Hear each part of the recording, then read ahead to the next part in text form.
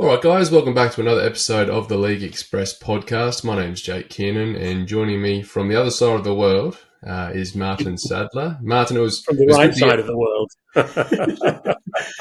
Yeah, mate. Oh, I mean, I might have something to argue there, but we finally got some sunny weather down here, mate. So On the Sunshine Coast, that's a great relief. I mean, there was a rumour they were going to change the name of the Sunshine Coast, wasn't there, recently, to the rainy coast, mate. You were getting so much rain. Oh, But, yeah. Someone the other day suggested we should turn it into the Nunshine Coast because we've had no sun.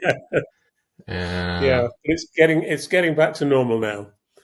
But New South Wales has been copying it. I think the Blues camp, they haven't had much dry training, which I'm hoping will go in our favour as a Queenslander coming into Wednesday night. Well, I've never seen so many NRL games played in such heavy rain as we've seen this season. It's really strange, isn't it? And maybe it's climate change. Who knows? And or maybe it's just a natural variation in the weather. But it has been amazing how many games have been played in pouring rain over, in the southern hemisphere this year. Yeah. Meanwhile, in the northern hemisphere, mate, it looks like all your games have been quite dry.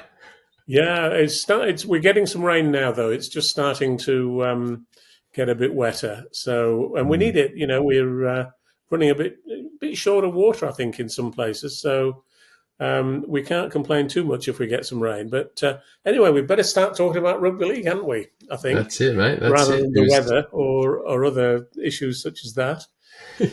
We'll be here all night otherwise. But yeah, let's get into the weekend's matchups, mate. A lot of big scorelines, unfortunately, but we'll touch on the first matchup of the weekend. Hull FC defeating Lee, 26 points to 12. That was the best game of the weekend, as it turned out. It was a great intro to the weekend's games, and Hull FC were outstanding. They went into this game on the back of 4 successive defeats. So they needed to win, and most people probably weren't very optimistic about their chances of winning at Lee, because of course Lee went into the game third in the table, and you would have expected them to win. But Hull FC really took the game by the scruff of the neck, and the player who really led them and was the man of the match in my view by quite a long way was Aidan Caesar, who's been an outstanding signing for them this year, and he's just the sort of general that they needed last year, to be honest, when they were in such a dire state. And quite frankly, they never looked like losing this game. I think the halftime score was 26-0. Lee came back in the second half to score 12 points, 2 converted tries, but Lee never really looked like getting back on level terms, and it was a real shock for the Lee fans. There was a great crowd, more than 8,000 people there, but Lee just couldn't live with Hull in the first half. And there's this great combination that Hull have got with these experienced players like Caesar. Cade Cust was only on for about 20 odd minutes before going off with an injury, but he looked really sharp in the early stages of the game. Again, he's been a good signing for them. And, they had several players, of course, who were coming back to Lee, having played for them last year. Obviously, John Asiata, Zach Hardacre, Ed Chamberlain, and Tom Briscoe. And they were obviously determined to, make their mark on their return to the Lee Sports Village. So it was a great performance by Hull, and they'll be hoping that they can keep that up, and renew their bid to get into the top 6. Because at the moment after this result, they're just lying in 7th place, just outside the top 6. But I'm sure they've got the ability to get in there. No, absolutely, mate. We'll wait and see. Obviously, they've had some really great recruitment. Let's just hope they can keep this form going. Because if we can get both Hull sides into the playoffs, that'd be an exciting time for the city of Hull. But we'll move into Friday night's matchups, mate. We had St Helens defeating Huddersfield, 46 points to 4. A blowout win, this one. Yes, I mean, Huddersfield can't play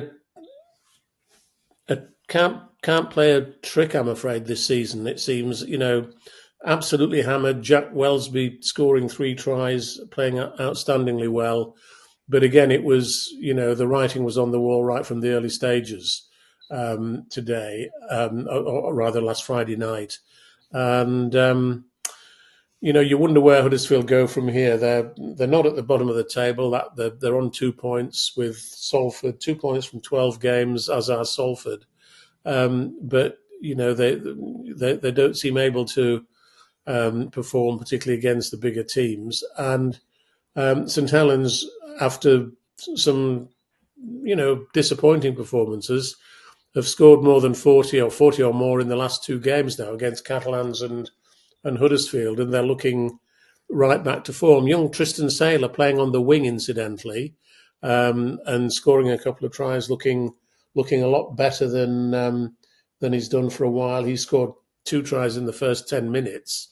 So I think St Helens, they're now back in 5th place in the table, and I think they're going to, it's so easy to write. A lot of even their own fans are guilty of writing them off sometimes when they shouldn't do, really. Every club has ups and downs during the season. St Helens went through a period where they were, on a downward slide, but now they're, coming right back up again. And anybody who writes them off is an idiot, as far as I'm concerned. Absolutely. So with Sadler on the wing, do you think Wellens might rethink his lineup in the weeks going forward? Well, Sadler's on the wing, of course, because Kyle Felt is out injured at the moment, and it's a long-term injury. I'm not quite sure when Kyle will be back, but I think he'll keep Sadler on the wing. There's no doubt about that. Young George Whitby seems to be settled in now at halfback, and I think he's probably sorted out his squad for the time being, as long as he doesn't get any more injuries. That's the key thing for Paul Wellens. As I say, there's almost a sense of paranoia about St Helens fans sometimes. But the other thing he did, of course, was bring back Johnny Lomax into the side to partner Whitby at halfback. He put Welsby back to fullback, which I think is Welsby's best position personally. And as I say, put Sadler on the wing, and it looked a much more well balanced side. He actually also played Dion Cross, by the way, in the centre, the kid they've signed from Salford. So I don't think Wellens is necessarily has arrived at his best combination yet, but I think other sides had better watch out. I don't think they're going to be easy beats by any means whatsoever in the coming weeks. That was one of the criticisms of Sadler, was his defensive liabilities in the line. You put him out on the wing, though, it's a much easier position to defend because you've just got to rely on whatever your centre does in the defensive line as a winger. You just got to react to whatever they do. Whereas, when he's defending at 6 or defending at 7, it's a bit harder. You've got the back rowers targeting you the whole time, and you've got to make a decision whether you shoot in on the back row or if you, follow the fullback around. So I think defensively it's the best spot for him. Well, Sadler is definitely a better attacking player than defensive player. There's no doubt about that. But he's very sharp. He's got great pace. And, certainly against Huddersfield, the part of the game that I saw, it looks a very natural winger to me. So, I mean, sterner tests will be on their way. We'll be talking about this coming weekend's games in this podcast, but they've got a much sterner test coming up. But we'll see. I suspect that he will stay in that position, will Sadler, at least for a while. When Kyle Felt recovers, of course, then it's a much more difficult decision as to who to pick in that position. But for the time being, I'd be amazed if Sadler didn't stay there. No, it's good for Paul Wellens' blood pressure that he's had 2 wins in a row. I think he can just sort of... Oh, gosh, yes. Well, I mean, a sigh of relief. There were all these rumours that, people from the club were looking at potential Australian alternatives to Paul. And I think that would be really premature. But it's their club. It's their decision. It's not a decision for me. So who knows? But Paul Wellens, lives and breathes St Helens, and I'm not sure they'd find anybody to replace him who had the same degree of commitment. And we'll move on to the next matchup now, Martyn. We've got Hull KR defeating Warrington 31 points to 12 in the Challenge Cup dress rehearsal. Yes, and it was a convincing win for Hull KR.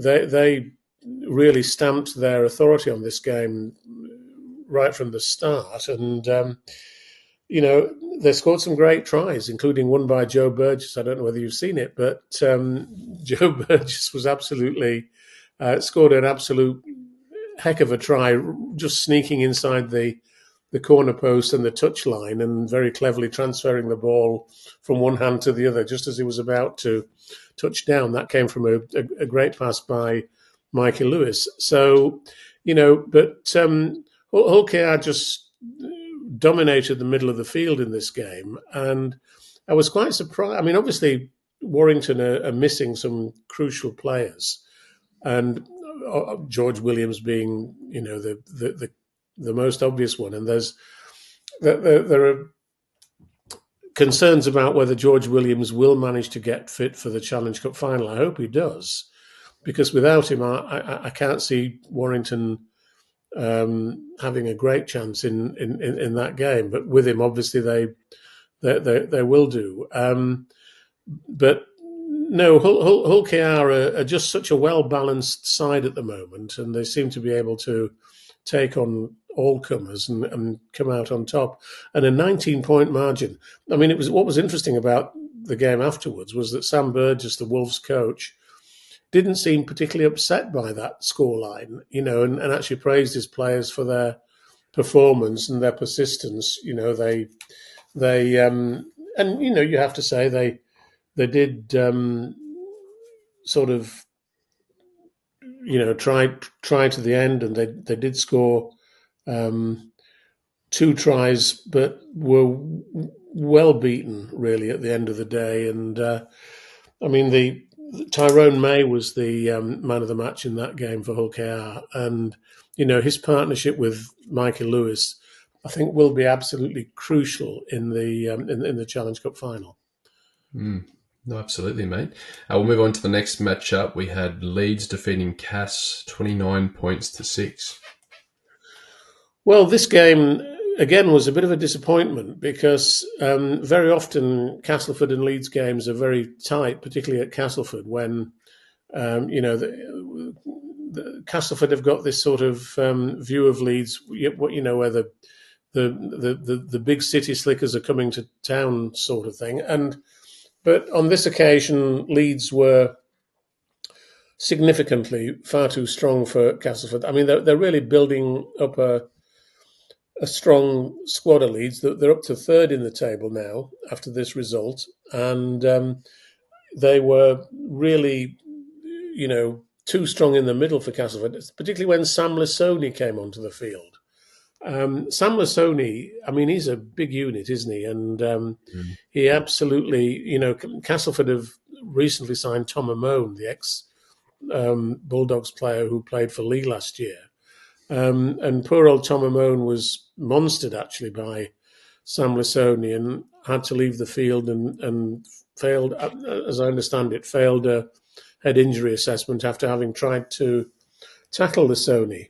So it was, bad news for him and bad news for Castleford, and it was pretty much a foregone conclusion, really, when this game progressed. As we got through the 80 minutes, it never looked to me as though Castleford were going to really be in with a chance. He's a wrecking ball, Sam Lasoni. I wouldn't like to stand in front of him. Well, I mean, we keep talking a bit about, which players in Super League might be potential candidates for the new clubs coming in, Perth in 2027, for example. And I would have thought Sam Lasoni, if he was interested in going back to the NRL, he'd be a great player off the bench in the NRL. I think he's just got so much presence and so many physical attributes that I think he'd be a great signing for the new Perth club. Of course, that remains to be seen. Of course, if Brad Arthur were the coach of the club, he'd probably want to take him with him, I would have thought. But who knows? I think he's very similar to like Patrick Mago, the role he sort of plays for Wigan when he comes off the bench. That's right. Yeah. Those bench players who add impetus to a team when they come onto the field are very, very important. I mean, I think being a bench player is as important as being in any other position on the field. In that, when you come onto the field, your job is to make an impact, and nobody does that better than Sam Lasoni and, of course, Patrick McGowan at Wigan, as you say. So, I think Leeds have got it really well sorted out at the moment. No, I agree, mate. We'll move into Saturday's matchups. Wigan defeating Catalans 48-0. Oh, crikey. Yeah, Catalans, having sacked their coach, Steve McNamara, we in last week's podcast, we sort of speculated a bit on Steve McNamara. We did the podcast before the news came out. And sure enough, it came out and he's departed the Catalans. And the result was a dreadful 48-0 hammering by Wigan on Saturday. And, we've said previously that Super League this season consists of 9 clubs who are in contention and 3 who are not in contention. The 3 who are not were Castleford, Huddersfield and Salford. I think we can now say, in all honesty, that there are probably 4 clubs that are not in contention, because Catalans look to me to be an awful long way from being the team that perhaps they were. Joel Tompkins stepped in as the interim coach for this game and probably is wishing that he hadn't, if we're really honest about it. They need to get somebody in place very quickly. And of course, they're now talking about the possibility of getting Sean Wayne over there. Now, that would be fine if Sean Wayne were not preparing England to face Australia this year. I'm not sure that from an England point of view, I'm not sure that would work particularly well. But you never know. Sean's a 24/7 sort of a guy. And if he was interested in the job and wanted to do it, then maybe he could take it on board while still thinking about how England might beat Australia. So it's a difficult dilemma for Bernard Gouache and the Catalans club, and I hope they sort it out pretty soon.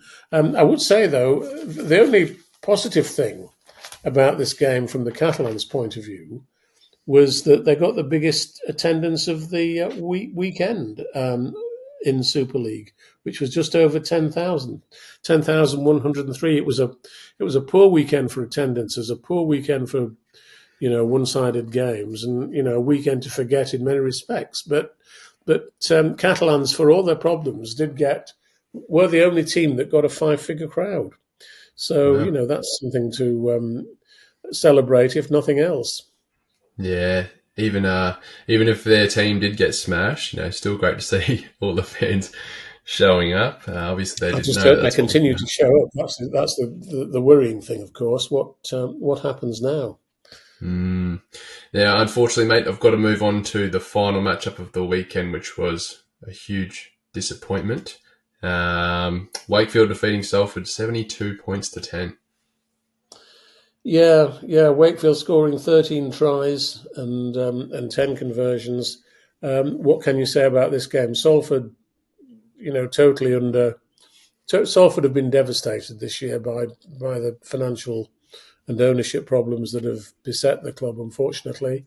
And they were lambs to the slaughter against Wakefield on Sunday.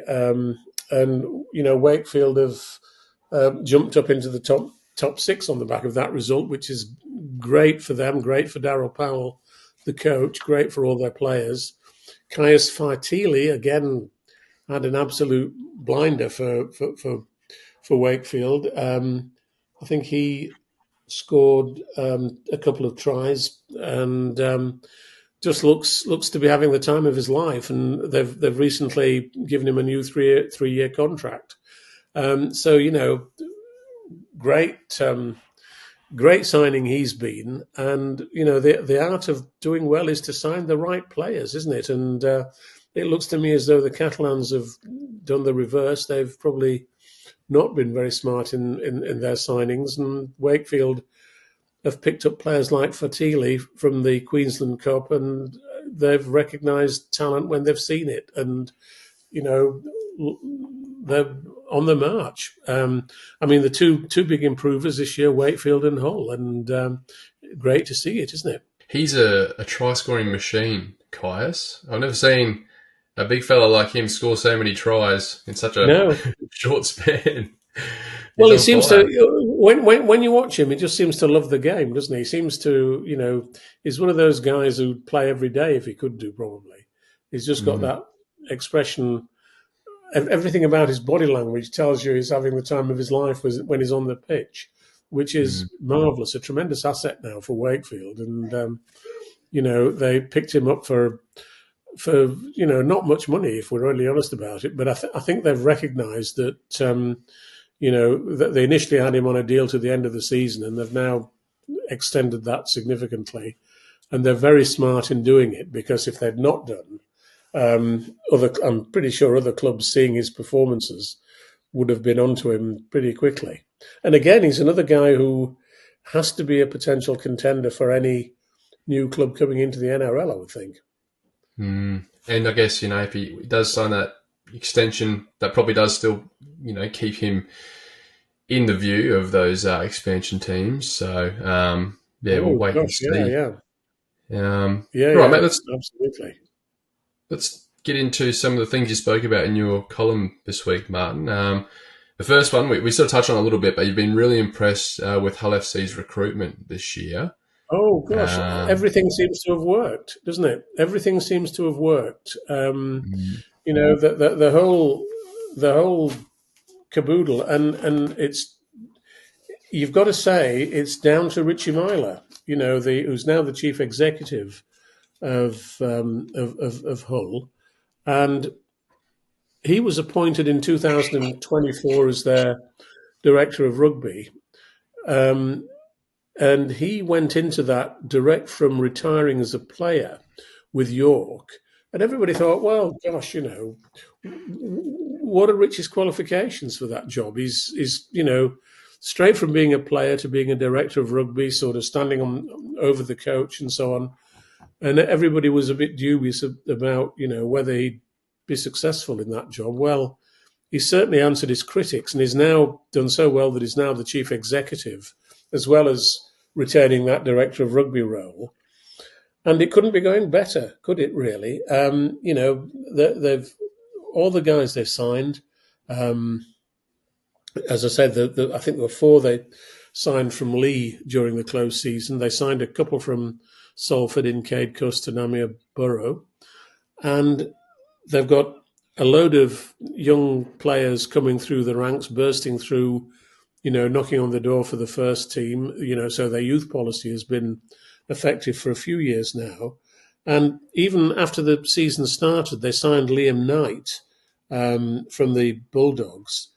I think it was, wasn't it, from the Bulldogs in Australia. And they signed Will Price from Newcastle Knights. And those two players have fitted in, like a glove, really, into the Hull squad. Liam Knight looks very impressive in the pack. Will Price, great attacking ability. I mean, it was notable that, in the game against Lee last Thursday, they landed a couple of early 40-20s, one from Will Price, one from Aidan Caesar, that really put Lee on the back foot. And, Will Price, I think, is a great attacking talent, playing at full back at the moment for Hull while Jordan Rapana's recovering from injury. But I think he's an outstanding player. And I was amazed that he didn't get any chances at Newcastle Knights this year, particularly when you think that the Knights, for much of this season so far, have shown very limited ability in terms of their attacking play. And I just struggle to understand why they didn't give him more chances. But their loss is Hull's gain, and I think I'm beginning to think that Hull will definitely finish in the top 6 this year, although they're 7th, as I say, at the moment, just 1 point outside it. But I think they've got the ability to get back into the playoff mix this year. The Knights situation baffles me when you look at all the players that they've let go in the past 2 years or so. We can't forget that they had David Armstrong playing for them, who's playing for Lee. Lockie Miller was at the Knights. You throw in like Kalen Ponga, Fletcher Sharp that are still there. The half situation with Gamble and Hastings. It's almost like they signed too many. Jackson Hastings isn't being picked, is he? For some reason, he seems to have upset somebody at the Knights, and that he's on a big salary but not being selected. And there's some talk of him coming back to England at some stage. And who knows? I mean, you never know what might happen there. But it always seems very odd to me when you have a player who falls out with a coach, and from that point onwards he's not selected. That just doesn't sound right to me. You can certainly fall out with a coach, but you patch it up, and it's the onus is on the coach to sort it out, or on somebody at the club to sort it out. But to then say, well, we're not going to pick you anymore, doesn't sit right with me, I'm afraid. No, it makes you wonder, what's happened, how serious it was, and unfortunately for Jackson, he's got a bit of a reputation of this. Well, it can be a spiky character, can't it, can Jackson Hastings? There's no doubt about it. But he's also a genuine rugby league man, and when he was at Salford, he was worshipped by the Salford fans. And unfortunately, he was one of those players who had to leave the club because Wigan came in and offered him a significantly more financially remunerative deal. But I suspect he's still probably loved at Salford, and he actually interacted brilliantly with the Salford supporters when he was there. So I never fully understood this business about him being an awkward character. Maybe he is in some respects, but I also think he's a pretty genuine character. Yeah, they love him at Salford. We'll move on to your next topic, mate. Will the NRL acquire Super League? You're hearing some other whispers at the moment, mate. What have you heard? Yes, I'm hearing quite a few. There are apparently, at least I'm told 3 financial institutions, if you can call them that are interested in taking a stake in British Rugby League, including one that has many billions of pounds worth of assets. It's a long way to go, though. I'm reluctant to reveal anything more than that, because what I don't want to do is to upset the apple cart. And these people who are interested in doing deals on that scale are usually very sensitive about information leaking out that might scupper the deal or draw attention to it in ways that they don't want.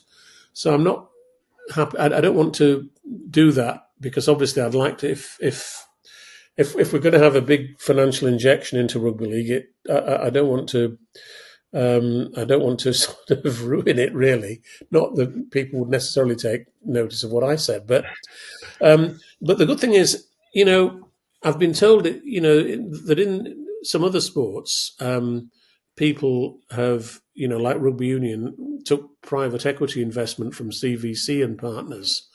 And it's not that sort of deal that they're talking about. It's a much more wide-ranging deal potentially, but it's still in its very early stages. So, as I say, nobody's quite sure where this might end up, and nobody can be quite sure what form it will ultimately take. So, we've just got to sort of hopefully watch from the sidelines and get some reaction when the facts are a bit more firmly laid down, I suppose, Jake. Well, Well, mate, if that doesn't prove your love for the game, the fact that you're going to put the love of your game over getting a scoop for League Express or our podcast, mate, I don't know Well, what indeed, more yeah, will. yeah. So there we go. We have it. Martyn Sadler truly has the best interests of the The game game at at heart. heart, absolutely dead right. That's awesome, mate. Hey, you're not hearing any whispers of them wanting to invest in one of our clubs. I know Salford are potentially looking for a bit more money. No, well, Salford clearly are, and it's going to be a difficult week for Salford because it's, I think the last Thursday of the month is the day when Salford players are supposed to get paid. They did get paid on time in April. Will they get paid on time this Thursday? Who knows? It's difficult to say at this stage. I hope they do, obviously. And who knows where this Salford saga is going to end. I wrote months ago now that the other clubs ought to combine together to, finance Salford to the end of the season at least, because, as I've said now on many occasions, for Salford to drop out of the league at this stage would be disastrous for the competition, and it would also probably be disastrous in relation to persuading any major financial investor to, put money into our competition. I mean, another weekend like the one we've just had would probably, do that, I suppose, as well. I hope whoever the investors are, I hope they didn't notice, some of the one-sided score lines with relatively poor crowds that were there last weekend. But we'll see. But Salford are just such an ongoing concern. But they're not the only one. I mean, I think Huddersfield, Catalans are a major concern at the moment. The competition is great at the top level, but not so great at the lower level, unfortunately. Yeah, no, you're right, mate. But last week we spoke on the podcast about a trip to London you were taking, mate, down to the Australian High Commission. How was your trip down, and what did you learn? Oh, great! I mean, yes, it was great to go back to the Australian High Commission for the first time for many years, and it was a great event. Gary Hetherington is a great showman in a sense, in that he was, he'd hired the Australian High Commission to make this announcement about London Broncos, and he had, got a terrific audience there, including the Australian High Commissioner, the Deputy High Commissioner, and various other significant figures from both from the world of rugby league and from Australian politics, so to speak. And it went really well. It was brilliantly hosted by Brian Kearney and Jenna Brooks of Sky Sports, who are a great combination. They host it with great humour. Brian Kearney's sense of humour is terrific, and so is Jenna's. And they are a great combination. They could host the Oscars and probably do a better job than the people who do it at the moment. If we're honest about it, because Brian's got that sort of really quirky sense of humour that comes across so well, it was absolutely marvellous. They didn't reveal anything that was new or surprising, if we're really honest about it. But Gary is absolutely determined to restore London's fortunes, not just London Broncos, but rugby league in the south of England. And I hope he's going to be successful in doing that, obviously. He's taken ownership of the club now, but he's looking for investors from Australia. And he has been talking to several investors, including the Freshwater Group, which is the organisation that helped the Dolphins put their case together to come into the NRL. And I think they're working with Perth Bears as well. So, they're a prestigious organisation, but it's finance really that's needed more than anything else to make London successful. They've got to get the right money, but they've got to invest it wisely.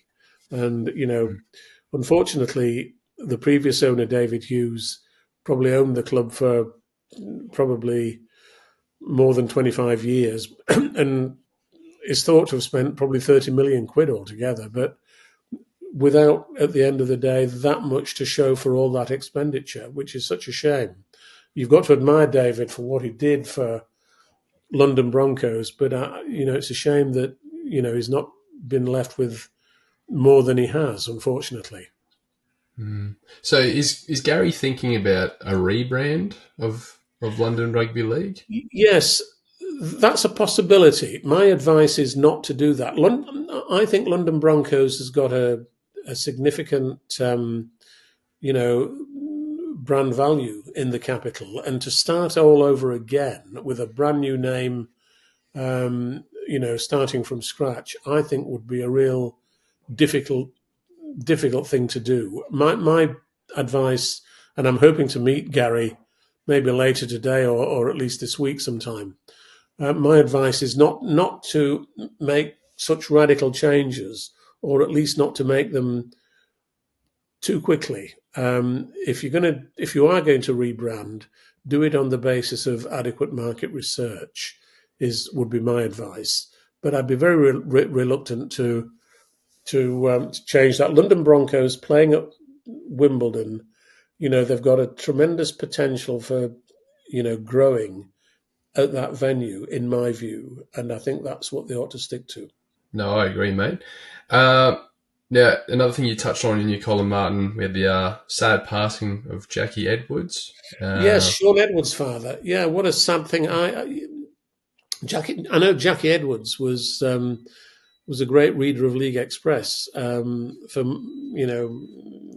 most of our history.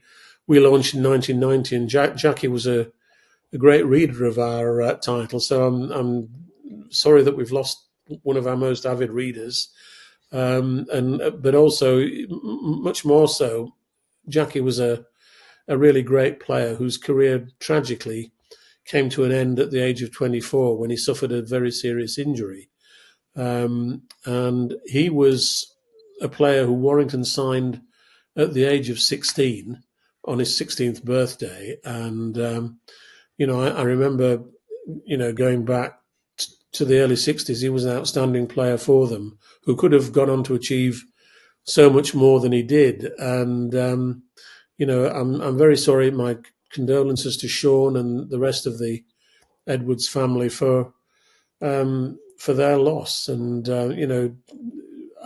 he was a great rugby league man. And it's such a shame that his time has finally come, I'm afraid. Yeah, definitely, mate. We send our condolences out to the Edwards family, and hopefully they're coping through this tough time. Three other guys whose obituaries we also run. Mark Jones, the great Welsh player, who was a great dual code international, very tough guy, very, very hard man, and played for Hull and played for Warrington. He died recently, as did Gordon Pritchard, who is another Welshman who probably best known for playing for Barrow. And finally, Derek Callus, the former Leeds player who actually played for Leeds in the 1961 Championship final when Leeds beat Warrington 25-10 to win the championship. I think he was the last remaining player from that from that Warrington team. But he also spent quite a lot of time in Australia. I think he coached Parramatta, if I'm right, or at least was involved with played for Parramatta, I think, and was involved in coaching in Australia.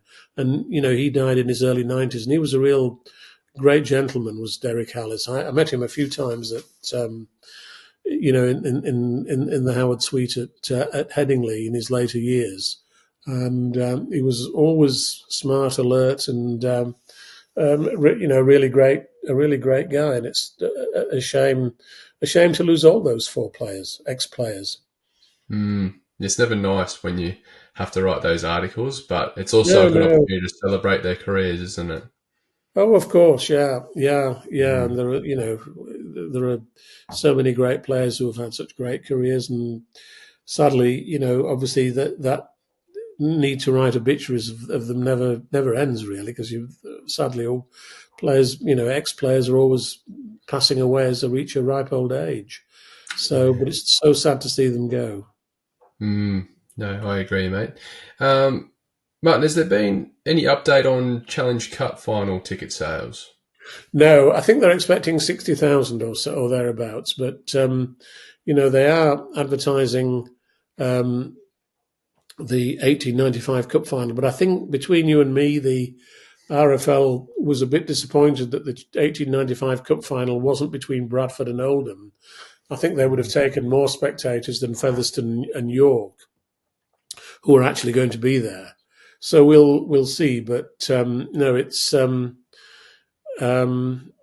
60,000. I still don't think that playing the Challenge Cup in early June is the right time to play it. Personally, I'd take it back again to the end of the season, as I say.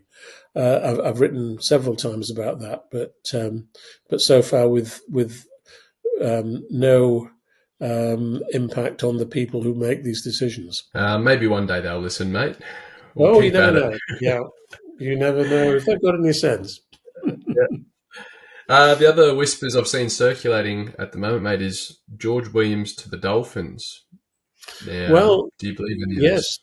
Yes, that is being whispered about. I'm not sure. I think George is now into his 30s, isn't he? And is on a very good deal at Warrington. I'm not sure that the Dolphins, who can offer marquee player status to any player in the Australian salary cap, I'm not sure that the attraction would be strong enough to go there. But only George can answer that, can't he? I suppose. So, you never know, and we'll see. But it's an interesting one. I can certainly see why the Dolphins would be interested in getting him on board to play alongside young Katoa at the Dolphins. That would be an interesting combination, wouldn't it? Yeah, and I think the way Katoa plays, he's plays well. He's wise beyond his years, and I think a running standoff like Williams would complement him nicely. Absolutely, yeah. And the other big event taking place this week, mate, State of Origin kicks off tomorrow. What have you made of the lineup so far? And do you think the Queensland Maroons can get a win? When you look at the New South Wales lineup, you sort of think to yourself, how can Queensland possibly win this game? That's my immediate reaction. I mean, it's interesting to see the respective number threes. Robert Toller of the Sydney Roosters has probably played about 10 NRL games this season so far. A very young player, inexperienced, but with enormous promise. On the other hand, the New South Wales number three is Stephen Crichton, who is an absolutely brilliant player with all the experience in the world. The only good news from the Maroons' point of view is that Crichton has a bit of a quad problem and won't necessarily play. So that could work in Queensland's favour, in which case Campbell Graham, who's one of the replacements, will probably come in and play in that right centre position. But Queensland looked to me as though they're going to have their backs to the wall to win the series this year. It'd be great if they started with a win in Brisbane, but I think my money would be on New South Wales to grab the glory. Mitchell Moses and Nathan Cleary playing together at halfback. That's an interesting one because I wonder how well that will work. They're both brilliant players in their own right, but they're both players who like to control a team. And as I've said to you before in different situations, I'm never sure whether it's a good idea to pick two players at halfback, both of whom are effectively controllers. And there might be some degree of confusion, misunderstanding, or whatever from both those players trying to stamp their mark on the game. So you never know. But by the way, Nathan Cleary is being linked with a potential move to England. Did you see that story? Again? Well, the thing is that his girlfriend, Mary Fowler, plays for Manchester City, and she's been quoted in the Australian media now saying that she'll never play football again in Australia, or almost certainly. Obviously, she earns far more playing for Manchester City than she would do playing women's soccer in Australia. So if if Nathan and Mary are going to sort of continue as a couple, if they don't want it to be a long distance relationship, then the solution might be for Nathan to move over to England. And he's 27 now, and I think he's made some sort of non-committal comments saying that he likes the idea of experiencing a different culture to the one he is familiar with in Australia. So you never know. And one of our major teams with marquee money to spare might be tempted to take the plunge and sign Nathan. He'd be a brilliant signing, wouldn't he? Let's face it. I was going to ask you just off the back of that, how much money do you think it would take to convince him to come across? And how much money, if you were in charge of the salary cap of that team, how much money would you be prepared to pay him? I think you'd be talking at least $500,000 a year. Yeah. I don't think you'd get him for less than that, to be honest. I mean, again, I'm not Nathan's manager. I don't know Nathan personally, except that I know he's a great player. But certainly if I were his manager, that's the least that I'd be asking, put it that way. So, I think, but there are some clubs that have got very wealthy owners who might think it was worth the investment, and maybe that's London Broncos. Who knows if they get back into Super League next year? Because there is this ridiculous situation where London Broncos could actually, in theory, get relegated this year, but then get pushed up into the Super League because of the grading system, which would be farcical in the extreme. But if they did, it would be a hell of a statement to sign Nathan Cleary, wouldn't it? Oh, yeah, absolutely. I'm just thinking, what other threats? Would you think French rugby or, even English rugby union sides might look at poaching if they heard he was interested?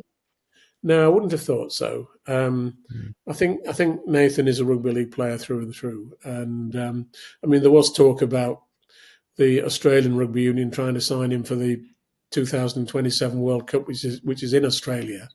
But, I think that's highly unlikely. Yeah. But you never know. Stranger things have happened, haven't they? No, for sure. All right, mate. Any other news points you want to touch on before we look at this weekend's matchups? Well, let's just have a look at the NRL table. And it's quite a shock to see who's at the bottom, isn't it? Yeah. Penrith Panthers, 9 points. Who would have thought that? Just talking about Nathan Cleary and so on. Of course, they're missing a lot of players for the State of Origin, and they got hammered by Newcastle Knights in a game that was taken on the road at the weekend. The Origin series does impact unfairly on teams in the NRL. The only good thing for the Panthers, though, is that they might only be on 9 points, but they're only 3 points outside the top 8. The remarkable thing this year is how tight the NRL is. It's quite remarkable. You've got in 8th place, you've got the Broncos with 12 points. In 17th place, you've got the Panthers with 9 points. I mean, everything's just so tightly contested. It's just something that you've got and we don't have in this country. And all 17 teams are competing strongly together. Well, we've got 12 teams, but unfortunately, we don't have that same strength in depth that allows all clubs to compete on an equal footing. And that's a disappointing thing from our point of view. And that's one of my worries. I just hope that when we expand the NRL competition, we don't lose that competitive factor. That's important, yes. Yeah. The other thing I just want to quickly touch on, mate, is it looks like Locky Galvin's going to be given a release this year, and it looks like he's going to be signing with the Bulldogs. It looks it, although I think Parramatta have come in with a late bid as well. So I'm not sure how far down the road that those deals are. But the Bulldogs looked likely to sign him after Phil Gould initially said they weren't interested. So, Phil Gould is a smart operator. He put other people off the scent initially, and it looks as though Galvin might go immediately or effectively immediately with the Bulldogs paying a transfer fee.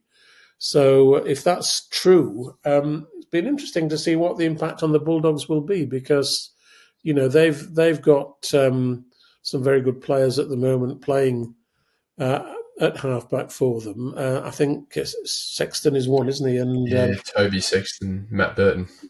Matt Burton, that's right. And Matt Burton is a standoff, as is Lachlan Galvin. So what would happen to Matt Burton? I mean, Matt Burton's an Origin standard player. So it seems, that the Bulldogs, I can see why they said they weren't interested because they already had Matt Burton. So why they've suddenly changed their mind, I'm not quite so sure. But, it's their business, obviously. But I think young Galvin is a potentially great player who will be potentially an Australian player play a kangaroo in the long term. So whoever signs him is going to end up with a great player in their ranks. Yes, well, watch this space. I bet you something will be announced just after we end this podcast, mate. Very probably, yeah. We'll wait and see. All right, mate, should we get into this weekend's matchups? Okay, yeah. So, on Friday night... No, Thursday. Thursday night, Huddersfield versus Lee. Who do you have in that one? Well, you've got to have Lee, haven't you? Lee, yeah. you get the feeling Lee will win comfortably. It's another of these games, where Huddersfield don't look to be in with much of a shout, if we're really honest about it. So unless something dramatic happens, I think Lee will win by probably about 20 points. Yeah. And on the Friday night, we've got, I'm just making sure my time zones are correct here. We've got LKR taking on St Helens. That's the game of the weekend, isn't it? And it's a week before the Challenge Cup finals. So Hull KR will be really keen to do well, to be in top form going into the Challenge Cup final. St Helens, we've said earlier, have revived a bit in the last few weeks. So I think this could be a really good game. I think there's a suggestion that Hull KR might not play Dean Hadley this Friday night because Dean is pretty near to the limit on disciplinary points. And even a minor infraction on Friday night might go over the top and be suspended just in time for the Challenge Cup final. So there is a suggestion that Willie Peters might not play him in this game. I don't know if that will turn out to be the case or not. But I think Hull KR should fend off the challenge of St Helens. But if any players are sort of trying to go a bit sort of soft because they don't want to get injured, that would be dangerous for them. They can't afford to, lessen anything that they've been doing so far, particularly if they want to stay at the top of the Super League competition. And the next matchup we have Salford taking on Wigan. Oh, is it any easier for them? No. I just hope Wigan play a reserve side, and they'll still probably win. Let's face it, if Wigan were to, the Wigan coach, Matt Peat, if he thinks that he wants to give any chances to some of his younger players, see what they're made of, then this is obviously the opportunity, isn't it? They don't need to. They can give all their top players a rest. The only problem with that is that they'll all have a rest the following week anyway, because it'll be the Challenge Cup weekend. So he may be less inclined. But if I were him, I think I'd tend to, say to some of his leading players, go and take a week off on holiday somewhere. Let's, go and get away from rugby league for a while and recharge your batteries. And it'll be interesting to see whether he does, won't it?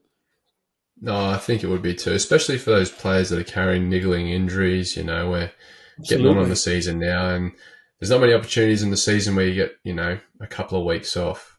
The remarkable thing for Wigan, Jake, is that they seem to have so few injuries. The only player in their top 17 who's injured at the moment is Abbas Miski. Apart from that, it seems that Matty Peake can select from a completely full roster of players.